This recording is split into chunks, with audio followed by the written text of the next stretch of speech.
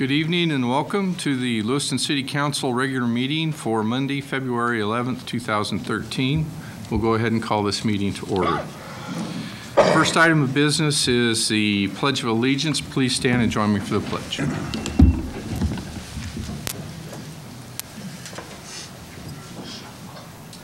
I pledge allegiance to the flag of the United States of America and to the republic for which it stands, one nation, under God, indivisible, with liberty and justice for all.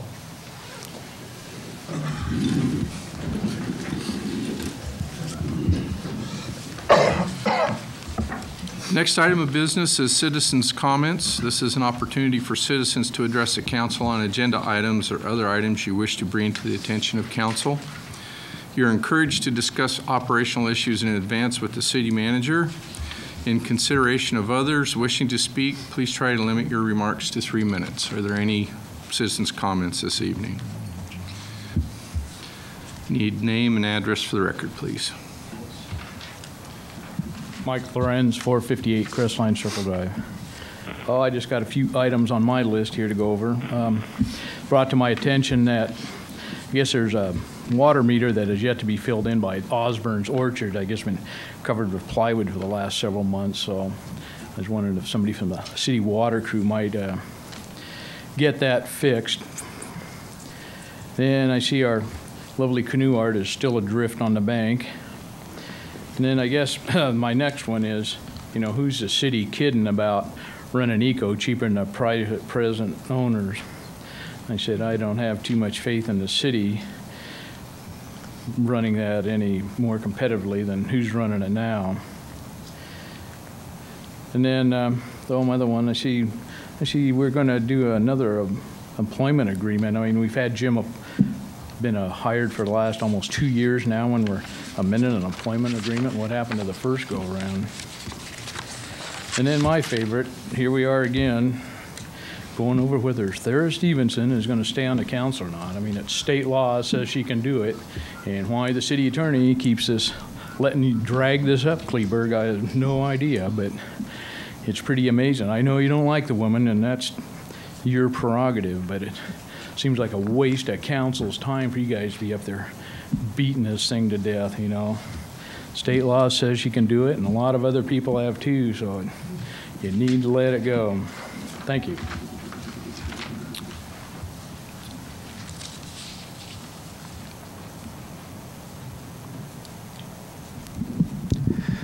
Lance Reedy, 1731 Borough Avenue. I just want to make some comments about some words I heard at the City Council a month ago.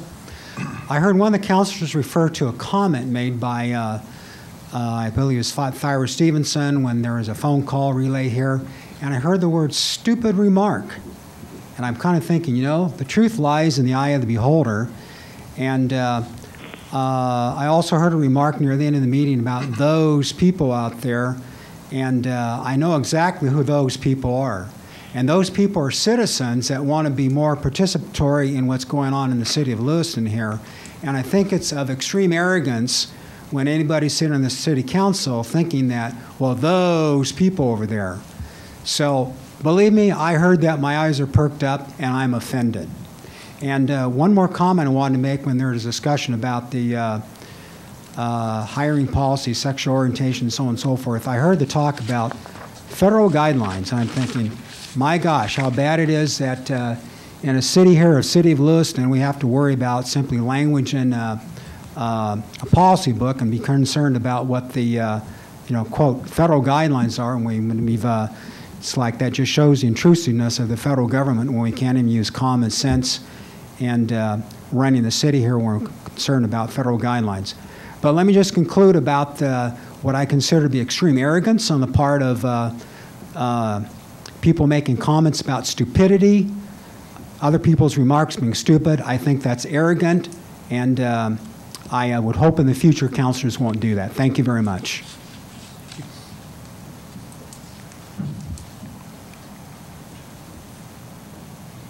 My name's Walter Phillips at 3724 10th Street E.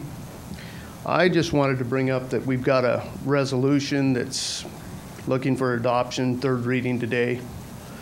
I just want to bring up the fact that on the votes on the library, we had 54.6% was the best they ever did in a bond election.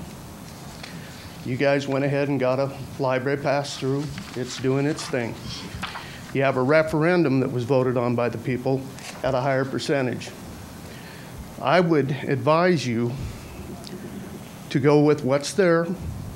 Don't amend it. Don't mess with it. Now, the state statutes may say you can just go ahead and do whatever you want. But it seems a little hypocritical to me that you can pick and choose those.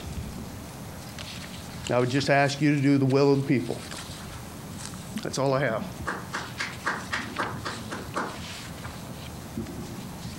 Any other citizens' comments this evening? Okay, we'll move on to the next item, which is the consent agenda. I'll entertain a motion. Is there any items on the consent agenda that council wishes to move to the active? Okay, I'll entertain a motion to read the consent agenda. So moved, Mr. Mayor. Second. It's been moved and seconded to read the consent agenda. Is there any discussion by council? Hearing none, those in favor say aye. Aye. Aye. Those opposed, same sign. Motion carries 6-0. Approving the regular City Council meeting minutes of January 28, 2013. Approving the bid award for fuel to Coleman Oil Company of Lewiston, Idaho for the margin price per gallon of .1015 cents for gasoline and .1114 cents for diesel and diesel delivered.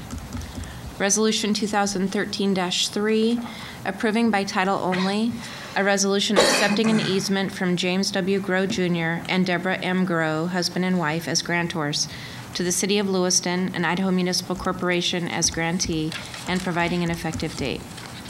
Approving Resolution 2013-4 by title only, a resolution implementing the City Council's decision in VA-03-12, vacating the north portion of the 26th Avenue right-of-way east of Ravine Road Street as shown on the plat of the Lewiston Vineyards Tract Number 1, reserving a public utility easement within the vacated right-of-way and providing an effective date. And approving the vouchers payable dated January 18th through January 31st, 2013 in the amount of $741,944.41, and this excludes payments to Han Rental and Han Supply. Good council, the consent agenda has been read. I'll entertain a motion to approve the consent agenda as read. So moved. Second. It's been moved and seconded to approve the consent agenda. Is there any discussion by council? I think just one note, City Manager Bennett, the Coleman Oil Fuel Award, based on fuel usage from last year, it'll result in a savings of? Let me get the exact amount here.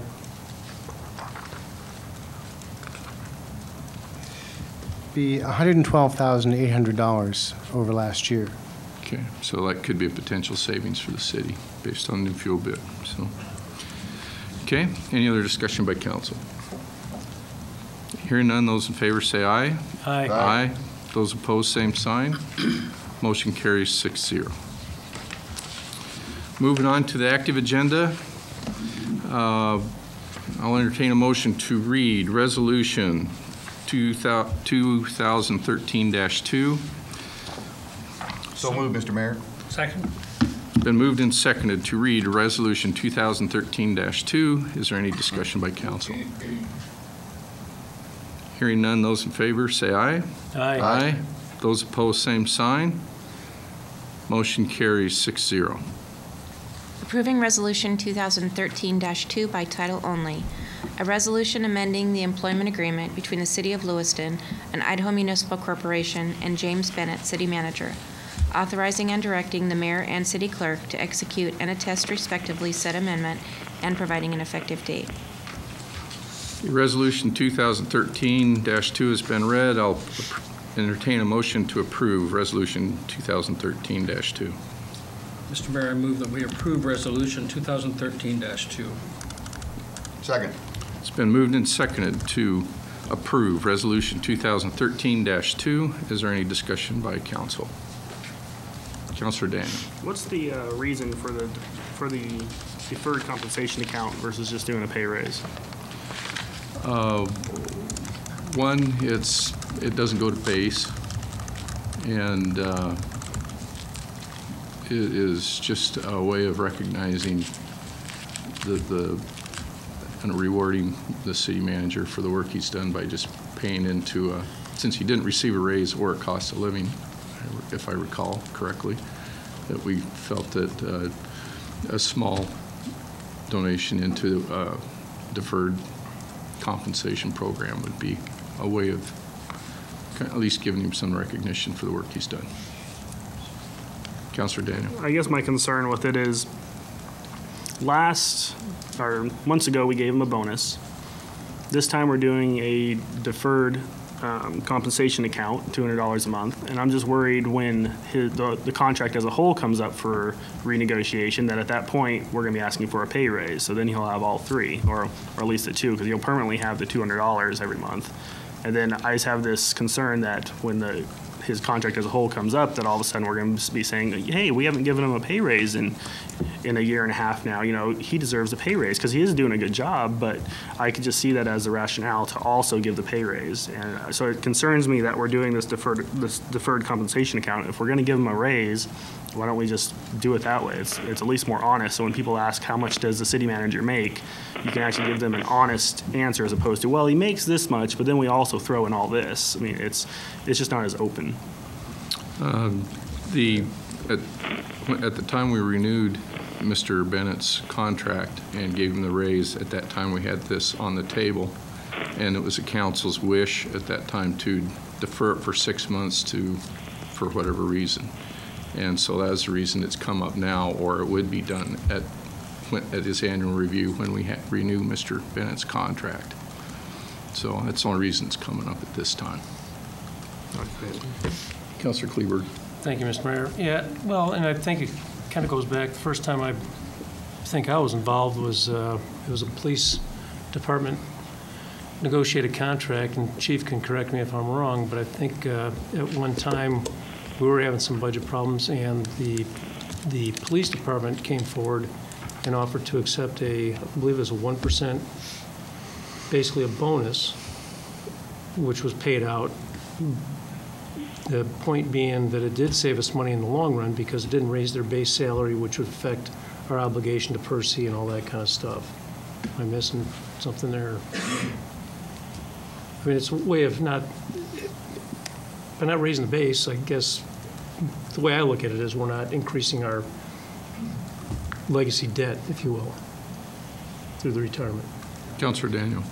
I understand that. I guess my concern is that when it's back up for review, that at that point we're also going to do a pay raise in addition to, because we all know when it comes to contracts like this, as soon as it's in here, it's not going to come out. And so my concern goes back to when we renegotiate the contract, that all of a sudden we're going to be adding a pay raise in addition to this. And I just, and then my other concern, of course, is it being retroactive. I don't know if I'm quite, I don't know.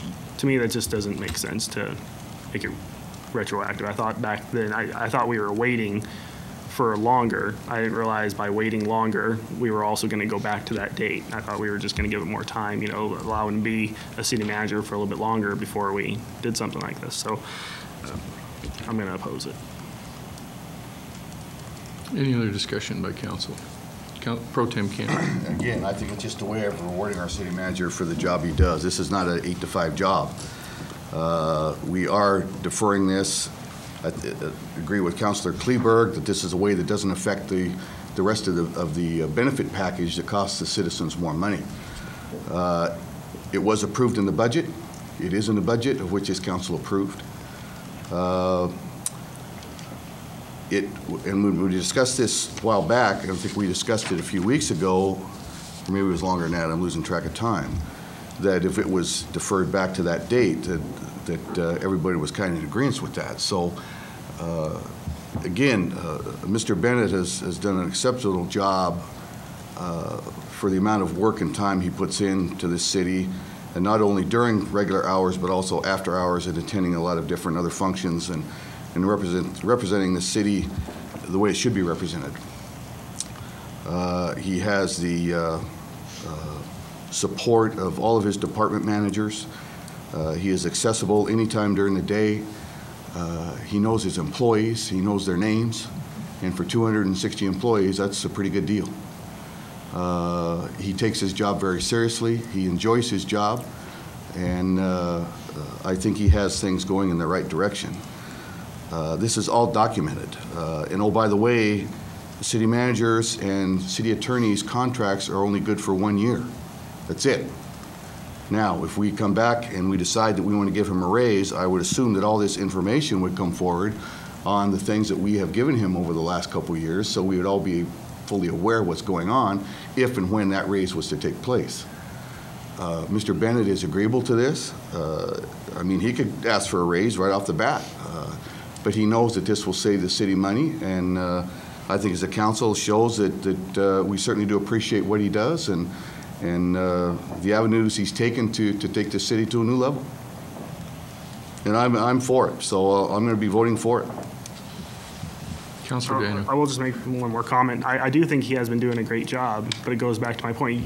You just kind of laid out my concern that when the renegotiation comes up, I'm willing to. I'm guessing there's probably be a pay increase requested, and all this language that's currently in here is going to stay the same. It's going to be in addition to the pay raise, and that's my concern. And that's why if we're going to give him a raise, why don't we just do that now? And just do the raise that way. If it really saves money in the long run, why don't we do that for all employees? Why do any employees get a pay raise? Why, if it's going to save money and everybody's happier doing it this way, why don't, from now on, we just do the deferred compensation account? So you're willing to go for the pay increase and have the excess, have the benefit package increased also then? I'm not saying that. I'm saying well, that's what you just said, Councilor. No, I'm saying go ahead and give him a raise. No, I'm saying if we're gonna actually give him a raise, because this is just giving him a raise without giving him a raise. This is a way for people to say, oh, well, we didn't increase his pay. We just we deferred it. It's just you're just playing with accounting terms in order to give him a raise. I think just point out to council, this was part of the package when we gave Mr. Bennett a review 6 months ago for his annual review. Mm-hmm. At that time, for whatever reason, the council decided to defer it for 6 months. So as part of the contract, as our obligation of our promise to him, we said we'd look at it in 6 months. It's before us now. Now in 6 more months, or when his contract is up for review and his performance review is there, then we have another swipe at it. And I don't think that there's anything automatic. And I think at that time that council needs to review what we're looking at and see where we are. I know Mr. Bennett has given us a pretty good list of things he wanted to accomplish and things to measure his performance by. I think we need to look at those and then judge him accordingly. And if you do good work to keep good employees, you usually got to pay them for it. And the reason we give our employees raises is some of our employees are under union contract, and we've got contractual obligations. It's something we negotiate. And so there are some things that, and the council's voted and approved for those contracts. So anyway, this was just an action that was deferred by council for whatever reason in the past, and now it's before us now. Any other discussion? Mr. Mayor, we might Councilor point out that all of our raises have been minimal, and the only person who hasn't really been considered is the city manager. It's only fair that we consider him in the process. Okay. Any other discussion? Hearing none, those in favor say aye. Aye. Aye. Those opposed, same sign. Nay. Motion carries 5-2, or 5-1. Sorry. There's on the phone. Thera, are you still there? Thera? Don't we have a response? So I'll say the motion carries 4-1 with no response from Councilor Stevenson. Is the line open? Yeah, Green we got a green light. We were talking to her before. Next item of business is ordinance 4591 for possible third reading and adoption. I'll entertain a motion to read ordinance 4591 for the third time by title only, suspending the rules.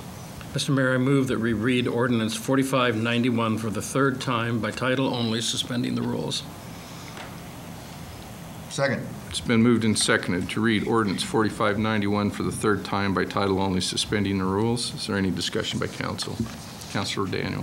When would be the appropriate time for me to make a motion to amend? Would it be after we read and then before we approve, or would it be You can do it appropriate now? during the reading or during the adoption. Okay, I'll wait until. Okay. I'd prefer probably do it in the reading just so we know Okay. what we're dealing with, but Okay. it's up to you. Okay, then I'll have an amendment I'd like to make. I move that we reinstate the original language from the initiative.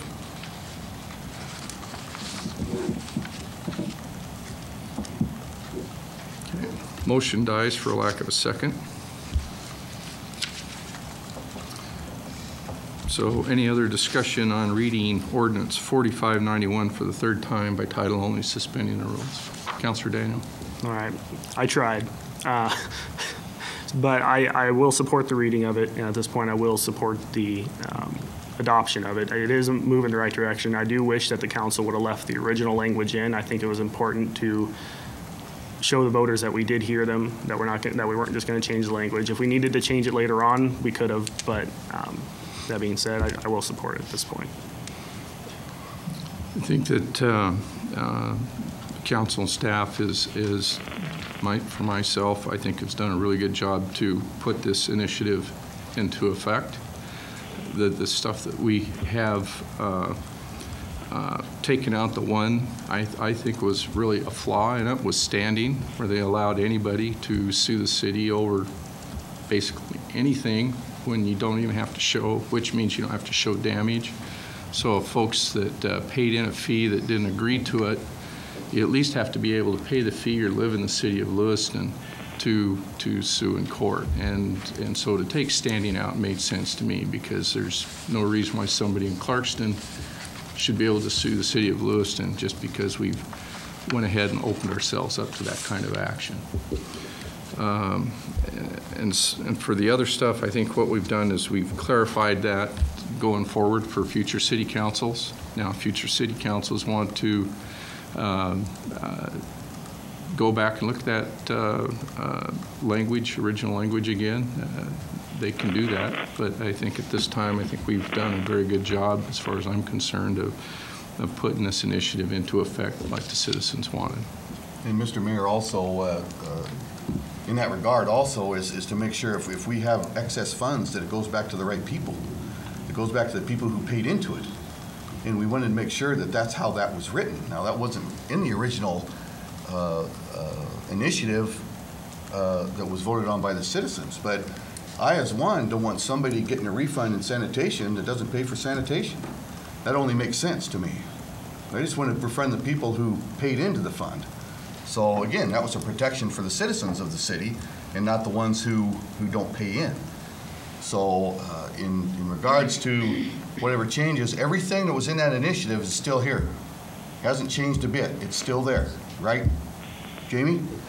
It's all right there. But those couple of things right there needed to be clarified and changed, so we're doing the right thing for the citizens who pay into it. Councilor Daniel. And I have replies to all that, but since my motion failed, I'll just move on to my next question. I brought this up to City Manager Bennett. There's a spelling error in one part of it. I don't know if that can just be fixed later on or if we need to do it now. Just tell me where it is. It's 2-79.1 purpose. It's council with IL instead of EL, which is two different. It's just a different term, but Where's it at again? It's just in the title. it's just, yeah, purpose. Thing after the title. I got you, yes. Thank you. It was an auto correction. Spell check. Yeah, it was an shows auto- the wrong council. We're giving you authority, apparently. Mr. Mayor, before we vote, can we establish whether or not we have Thera with us? Councilor Stevenson, are you with us? I'm hearing some rattling. Apparently we don't have her with us. So for consideration, this motion, there's 5 of us. Mayor? Yes. I have one other issue to raise. Sorry to bring this up at the last minute like this, but we have a particular situation that affects the cemetery. the Cemetery Perpetual Care Fund. That fund was set up by city code, and it was also, we also set up a separate fund for the actual expenditure of funds from the Perpetual Care Fund for the cemetery. You know, we have a single fund to collect the revenue and a single fund to spend it. But how that operates is we actually transfer those funds every year from the Perpetual Care Fund, which is there only to accept the revenue, to the Special Cemetery Fund, which is only there to receive the revenue and to make the actual expenditures. So we would recommend that in Section 2-79.4, where it says, no elected or appointed city official shall approve or issue any financial instrument that has the effect of transferring or loaning monies from one city fund to another, except in the event of an emergency. And in Section 2-79.3 policy, where it says fees or special taxes will be deposited into such funds as are designated by the City Council, and the use will be restricted to those funds. We need to put something in there that says something like, unless otherwise dictated by city code. Otherwise, we would technically be in violation of the initiative and the ordinance by transferring money from the Cemetery Perpetual Fund to the Special Cemetery Fund for expensing out the fund. I don't know any other way around it. Unless we specifically identify that particular fund, we could do it that way as well. Except in the case of the City Cemetery Perpetual Fund. Can we do it by ordinance within the Perpetual Care Fund and between the Perpetual Care and the Cemetery Fund and tie them together by ordinance to where it would comply with this as it's written?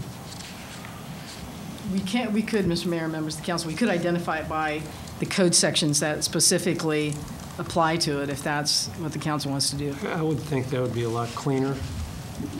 Those Muddying up the particular language code again. sections are specifically limit the council to, and the city to transferring those monies only for the use in the cemetery, but we can quote the code sections if you'd like. I would prefer to address the perpetual care on its own merits, and let's So we get that could put- cleaned up since Unless obviously otherwise it's been dictated hidden by for city this long. code sections, and then I'll put the sections that are.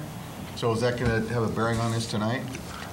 Well, was your question, can we amend the ordinance language that deals with this in the cemetery part of the code, rather than changing this ordinance to do that? I think that was the question, Jamie.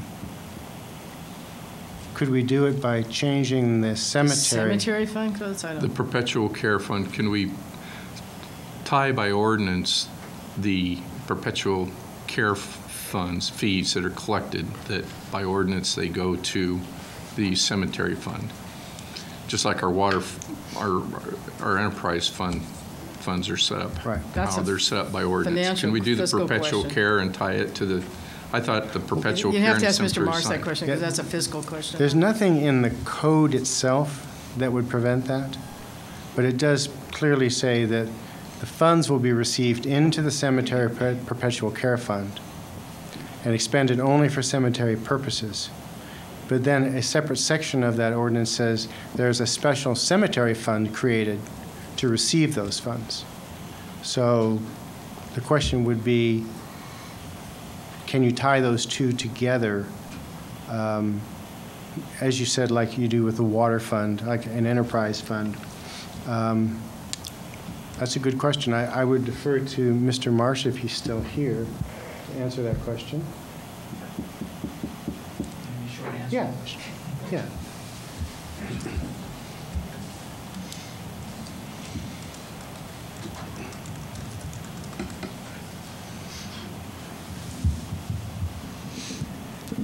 The fund was originally originated, I think a little history is probably warranted. The corpus or the perpetual care monies are, again, like City Manager Bennett mentioned, are set up for the ongoing care of the cemetery. And the only way that trust document was set up, to my knowledge, was expenditures for one reason, to transfer monies to the cemetery. And within the cemetery is where you actually have the operations of the cemetery. So again, the way the current initiative reads, I think if you read it to the letter of the law, we would be prohibited from making that transfer. And I really don't know if you could marry those two together or not. It's like a trust document. It's set up for X purpose. To do some language wordsmithing, I'm just not sure. It seems, even though it's at the third reading, the easiest would be is at the end of the one sentence that said, except as provided in city code. No transfers, except as... We could say, unless otherwise dictated by City Code Chapter 11, which is the cemetery fund. And that just hones it right into that one. Because again, that came first, and that's how it's set up, and I think that's true of most municipalities, throughout the nation. Or even a trust fund for an attorney that manages a trust fund for beneficiaries. The way to get money out is you have to transfer those funds out. Councilor Daniel. When did staff become aware of this? Was it just today or? Just today. Okay. So if the proposed language is in section 2-79.3 in policy for fees or special taxes, in that section you wanted to put shall be restricted for those funds except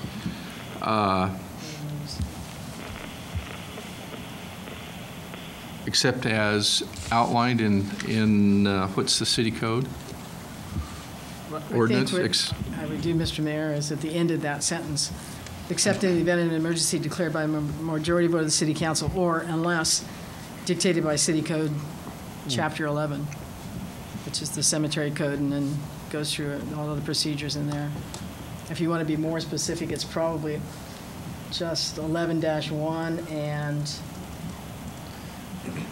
Article 4, the fiscal matters. I guess my question would be, since the fund is established by a city ordinance, by city code, is there some other higher law that would prevent the city from simply amending the cemetery ordinance to say that the funds go into the perpetual care fund and may be expended from that fund?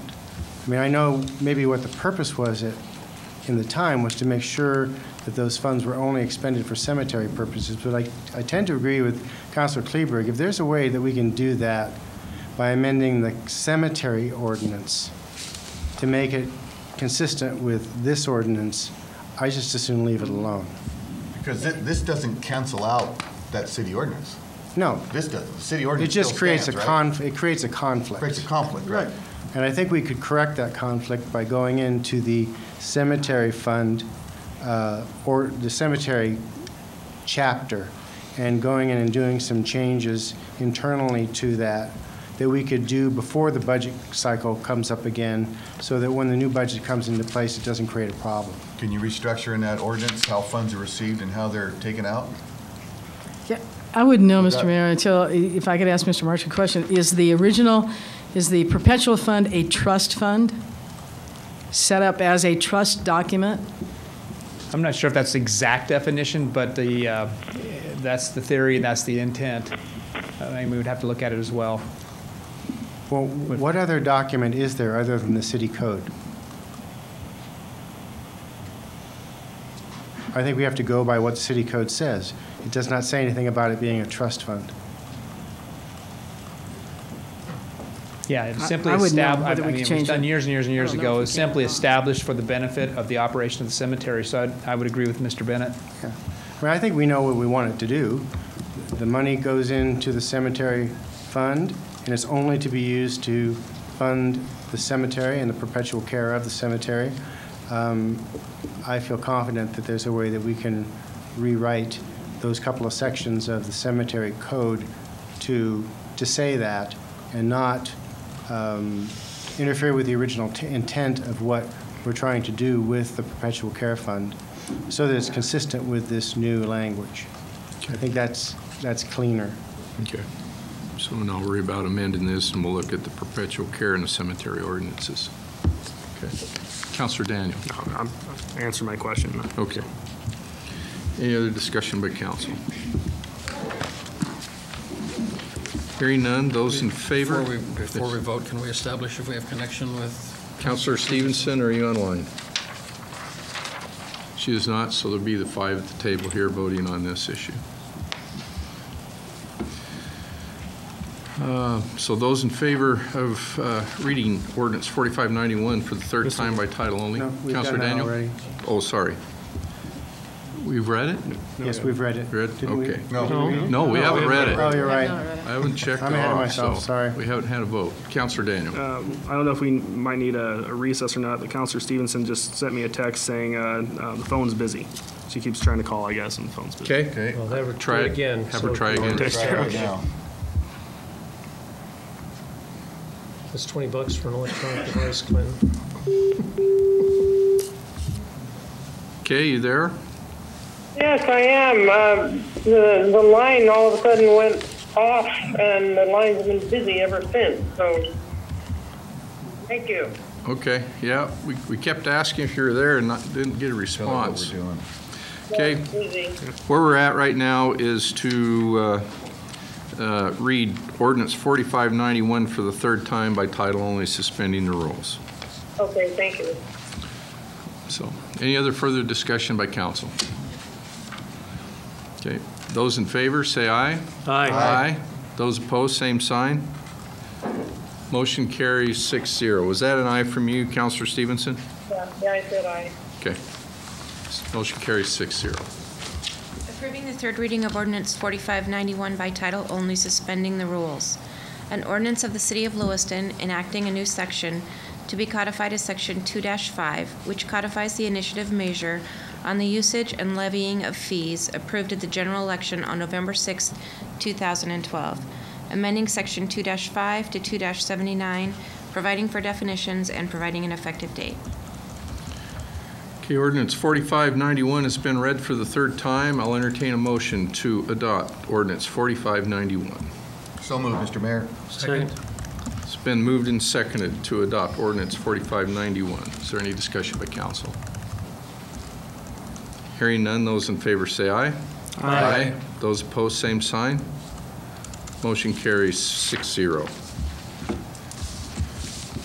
Next item of business is discussion of Councilor Stevenson's service in both the legislature and the city council. I'd ask council, since Councilor Stevenson has issued a statement that she plans on continuing serving, that answers that question. Councilor Kleberg. No, I was going to say strike that and go on to do. Yeah. So I think what the reason that was there is a discussion with Councilor Stevenson in December was that she had to make a decision and it was put off. So now that the statement has been issued, I think it's taken care of. Next item of business is vouchers payable, approving Han rental, Han supply vouchers payable dated January 18th through January 31st in the amount of $945.25. I'll entertain a motion to approve vouchers payable to Han rental, Han supply for $945.24 with Councilor Kleberg abstaining due to conflict of interest. So moved. It's been moved. Do I have a second? Second. Been moved and seconded to approve vouchers payable to Han rental, Han supply. Is there any discussion? Hearing none, those in favor say aye. Aye. Aye. Those opposed, same sign. Motion carries 5-0 with Councilor Kleberg abstaining due to conflict of interest. We'll move on to unfinished and new business. Is there any city councilor comments this evening? Councilor Kleberg. Thank you, Mr. Mayor. Comment was made earlier this evening by my friend, Mr. Lorenz. This wasn't my deal. I asked Councilor Stevenson what her intention was. I asked her back in November. I did not have this put on the agenda, just so everybody knows. I just asked for an answer to the question. I thought it was fair to me, the council, to the citizens. What her intention was, she has made her decision. I'm fine with that. Absolutely no problem. It's certainly allowed. My problem therein lies in, and I was accused today via email that I've only picked on Councilor Stevenson for participating by phone, yet never said anything about Councilor Ortman calling in or anybody else. And I think anybody in this room that's watched knows that I have no use for participation by electronic device. I think it does a disservice. We had a fairly contentious zone change here, a couple of weeks ago, and the rub was we did have 7 of us participating. One was by phone, yet she couldn't see the look on the people's faces that were up here, appealing their case.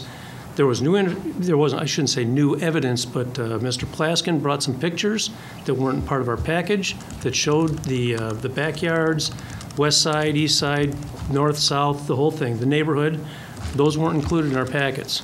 So it's hard to make an informed decision when we're supposed to be making a decision on what's presented at the public hearing if you can't see what's being presented at the public hearing. You can't do that via phone.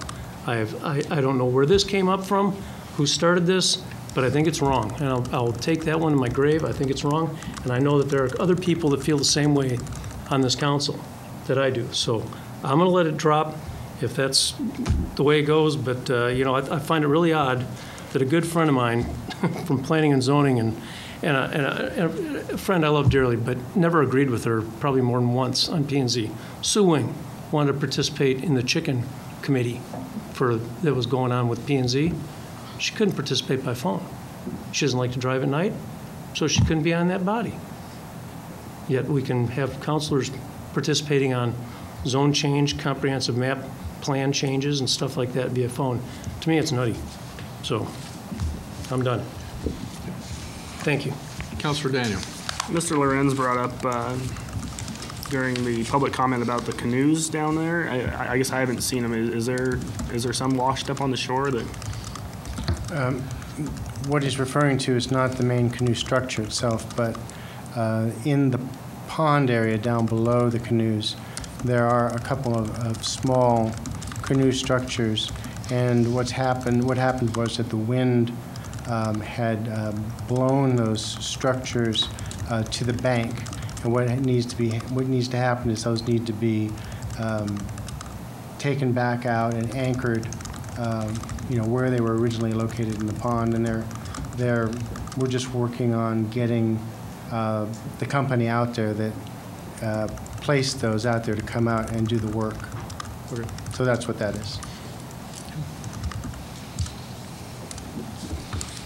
Any other city councilor comments this evening? I'd like to comment. I can't tell if anyone else has their hand up. No, go ahead. I wanted to thank our city clerk. As a matter of fact, all of the documents are posted on the website under the agendas and minutes. And I know it must take a lot of work, and I appreciate the work that Carrie does getting the items posted. I've had all the documents that you have had, and it's good for citizens to be able to look that up and be able to see it. It's all part of transparent government. And then to address the issue of telephonic communication, it's in our, I don't know whether it's a statute or the code, but it's written in whatever is legal documents about what is, how one communicates. And so if somebody doesn't like that, it would need to be changed at that level. But it's not just a rule of the council, it's either code or statute. And I guess that was what I was going to bring up at work session agenda topics. If that's something we want to discuss as a council at a work session, I think that'd be the appropriate time if there's some things we want to change or adjust. But anyway, that's you got any other additional comments, Councilor Stevenson? That's it. Okay. Councilor Kleberg. Yeah, no, I was going to bring that up under future work session. Okay. Thank you. Okay. Any other councilor comments? American Legion Post 13 has a chili contest coming up. It'll be at the Lewiston Center Mall on March 23rd from 10 in the morning till 2 in the afternoon. You need to cook up at least 5 quarts of your best homemade chili and Basically, it's a People's Choice Award, and then they have a panel of judges to award the entrance. So I think they're paying for the first three, $150 for first prize, $100 for second, and $50 for third. So if anybody is interested in supporting the American Legion on this, proceeds is to benefit their baseball, American Legion baseball, boys and girls state, and their oratorical program and youth scholarship program. So there's some further information if you need it on there.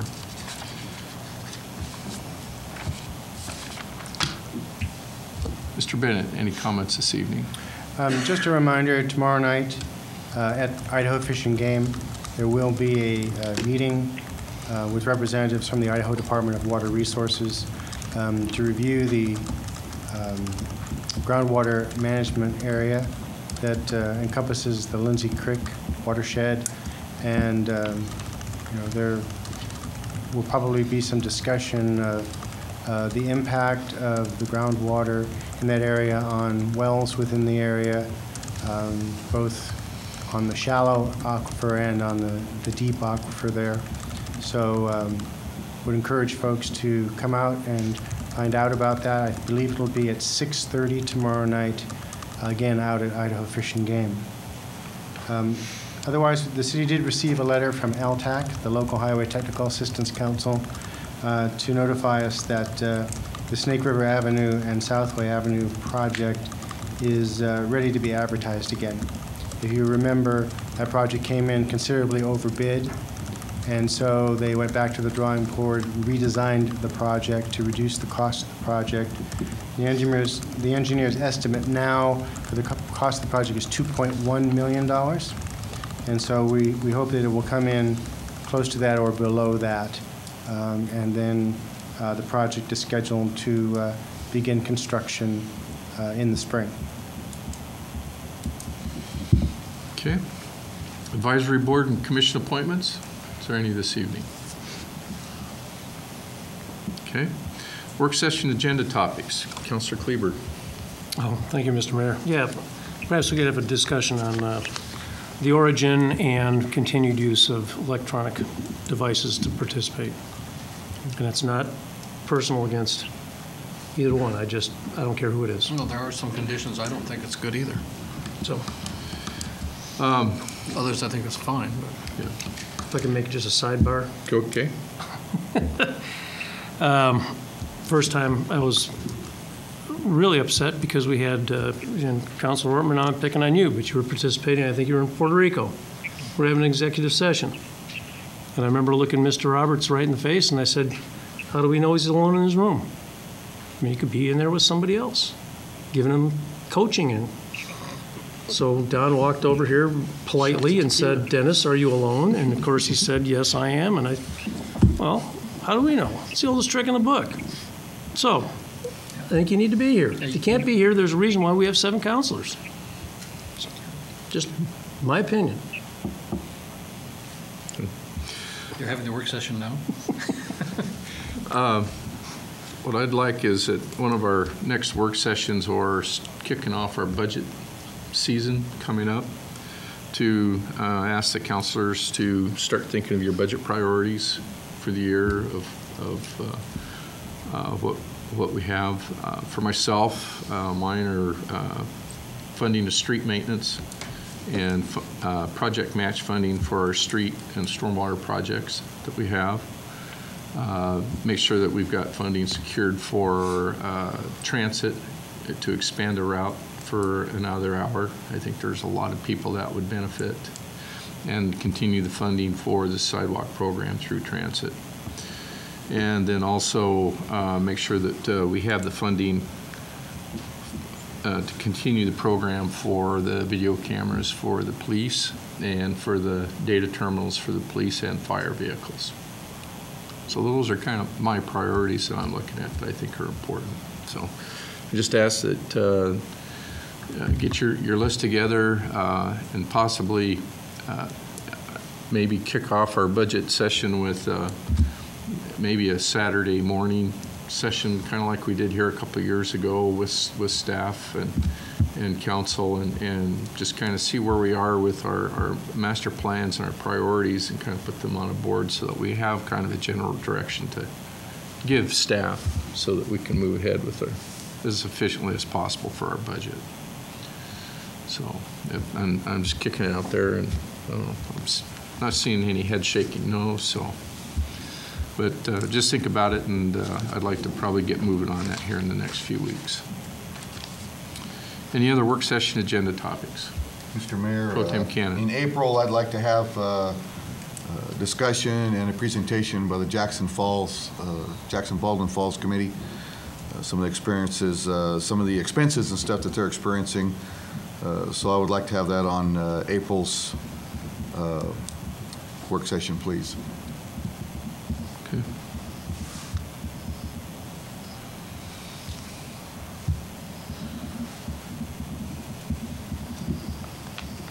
Any other work session or agenda topics? Okay. Anything for you, Ms. Stevenson, Councilor Stevenson? No, the budget sounds like it's going to be our priority coming up pretty soon, so that sounds like a good idea to do a kickoff on that. Okay. All righty. With that, thank you everyone for attending. This meeting is adjourned.